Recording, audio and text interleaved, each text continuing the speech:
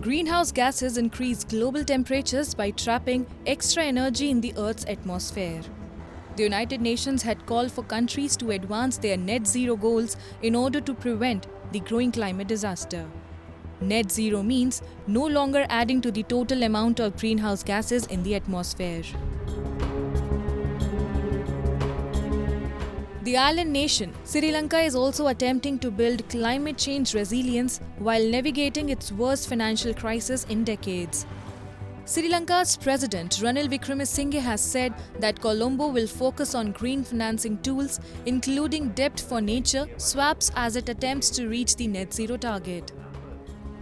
Wickremesinghe has said that Sri Lanka needs $100 billion to become a net zero emitter by 2040. Green finances, we are into it, which includes debt for nature swaps. But we will also have to find a fair amount of investments if Sri Lanka is to achieve its targets, and we are trying to go in for net zero, if possible by 2040. If you can find the money, we require about $100 billion over this period. Some will come from investors who are interested in it, and I think we have an early start compared to others, and we will be inviting foreign investments. Rest, let's hope our economy is picked up and we have sufficient money to put into it. President Wickremesinghe has announced plans for a new committee and an energy transition law. The proposed committee and new legislation, according to a statement from the President's office, demonstrate a commitment to a comprehensive decision-making process for new energy projects.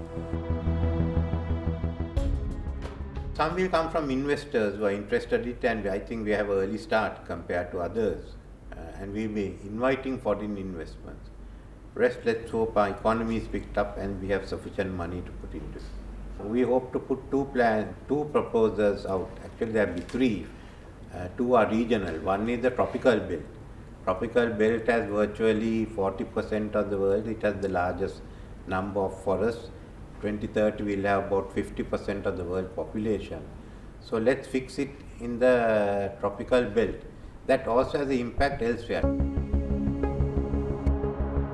India and Sri Lanka signed 6 energy agreements recently, including the construction of an oil pipeline between the two countries, electricity grid interconnections, and cooperation in the renewable energy sector.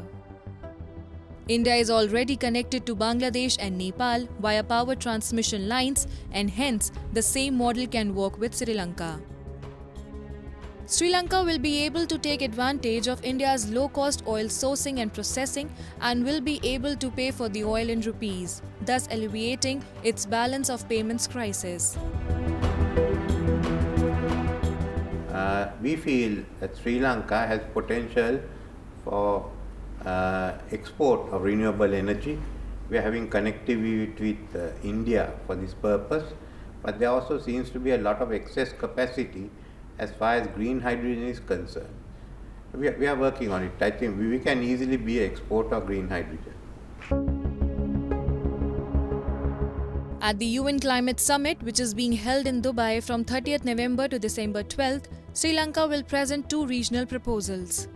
The country hopes that these will center on connecting nations in the tropical belt to work together to combat climate change and promote the Indian Ocean as carbon sink.